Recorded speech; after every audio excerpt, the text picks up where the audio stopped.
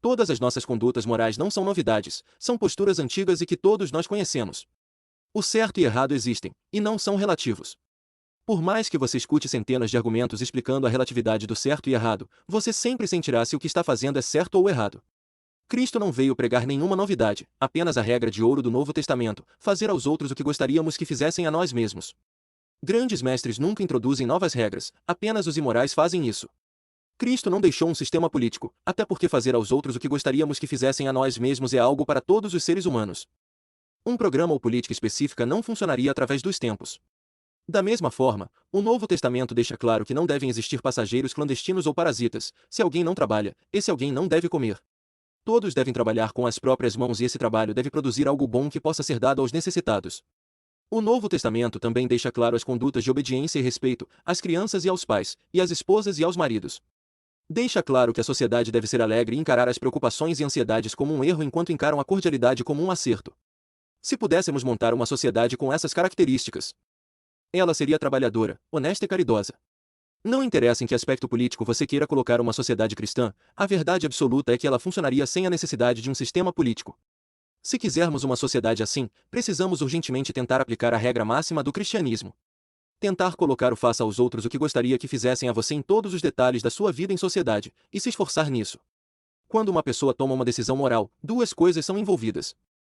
Uma delas é a tomada de decisão em si, a outra são os diversos sentimentos e impulsos que constituem sua personalidade, que são a matéria-prima das suas escolhas. Essa matéria-prima pode ser normal ou anormal. O medo de coisas realmente perigosas são do tipo normal, enquanto aquele pavor irracional de gatos são do tipo anormal. A psicanálise explica que consegue retirar o medo de 3 homens indo para a guerra, mas que ao retirar o medo, suas escolhas ainda seriam pessoais e baseadas na moral. Um poderia decidir ir à guerra enquanto o outro decidir fugir e se proteger. Nesse caso, o pavor irracional não é um pecado, e sim uma doença. Não necessita de arrependimento, e sim de uma cura.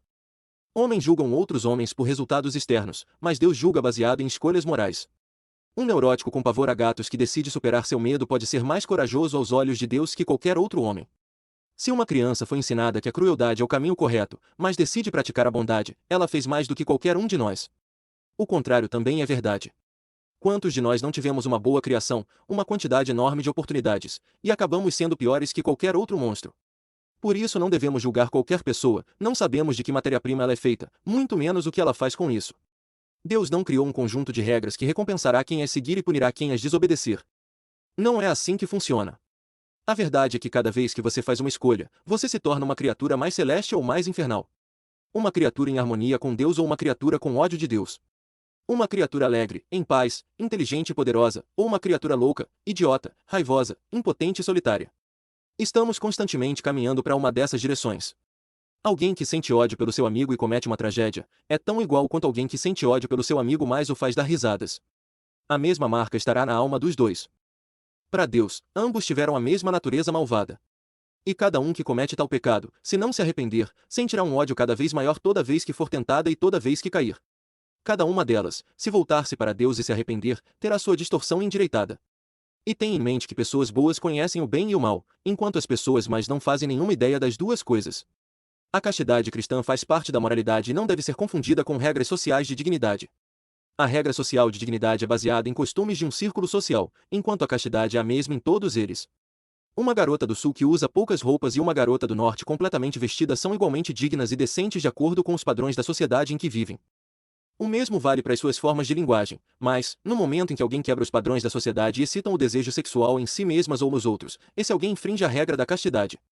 É claro que seguir esses padrões também não é prova de castidade, muito menos a promove, e as igrejas mais afastam do que acolhem quando seguem padrões muito rígidos.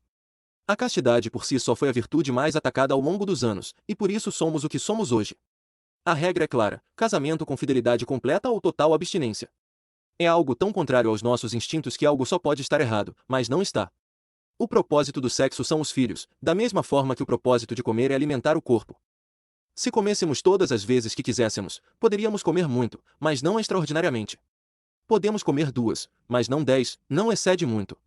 Se um jovem se entregar ao instinto sexual, e se a cada ato gerar um filho, em 10 anos ele poderia facilmente povoar um vilarejo. Vemos uma mulher tirar suas roupas em um palco como se fosse normal, mas se víssemos o mesmo em relação a um prato de comida tendo sua tampa levantada lentamente, acharíamos que algo deu errado em relação ao apetite daquelas pessoas. Nosso apetite sexual infelizmente é constantemente corrompido sempre que abrimos o Instagram, TikTok ou ligamos a TV. Não é a abstinência que nos instiga a isso, simplesmente porque basta uma mensagem e você se satisfaz quando quiser, a hora que quiser. À medida que nos entregamos aos instintos, mais queremos nos entregar, e com tantas facilidades e incentivos como métodos contraceptivos, mais podemos fazer o que quiser com quem quiser. Ainda temos o ponto de que poucas pessoas desejam fazer outra coisa com a comida além de comer. As perversões do apetite são raras, mas as perversões sexuais são inúmeras, difíceis de curar e tendem a piorar. As pessoas diziam que o problema do sexo era falta de informação, mas hoje em dia, mesmo com tanta informação, continuamos tão ferrados quanto antes, apenas de maneira diferente. Se o silêncio fosse a causa do problema, conversar sobre ele seria a solução. É claro que não é algo que se deva ter vergonha ou que o prazer seja errado. Alguns acreditam que se não tivéssemos pecado, o prazer sexual seria até maior. O prazer em si também não é um problema. O problema está em transformar a sexualidade em algo central na sua vida, como um vício. É claro que temos uma herança ancestral que nos deixou um desejo sexual e mais ainda. Temos pessoas que desejam que continuemos assim porque eles ganham dinheiro com isso. Deus conhece nossa situação e nossas dificuldades. Portanto, o que importa é a sinceridade e a perseverança na vontade de superar esses desafios. É claro que não existe castidade perfeita, mas não ligue para isso. Peça perdão depois de cada erro, se endireite e tente de novo. Seremos curados se desejarmos sermos curados. Peça socorro com sinceridade e você será socorrido.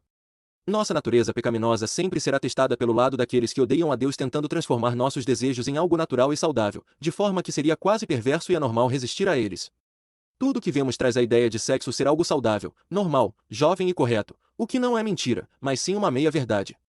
Sexo realmente é tudo isso, mas não para todo e qualquer ato sexual que somos tentados ou sentimos vontade naquele momento. Não é saudável, natural ou normal enxergar sexo em interações que não são sexuais. Não se trata de reprimir ou negar, se trata de ter consciência.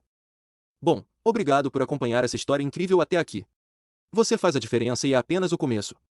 Curta, compartilhe com alguém importante e se inscreva. Até a próxima!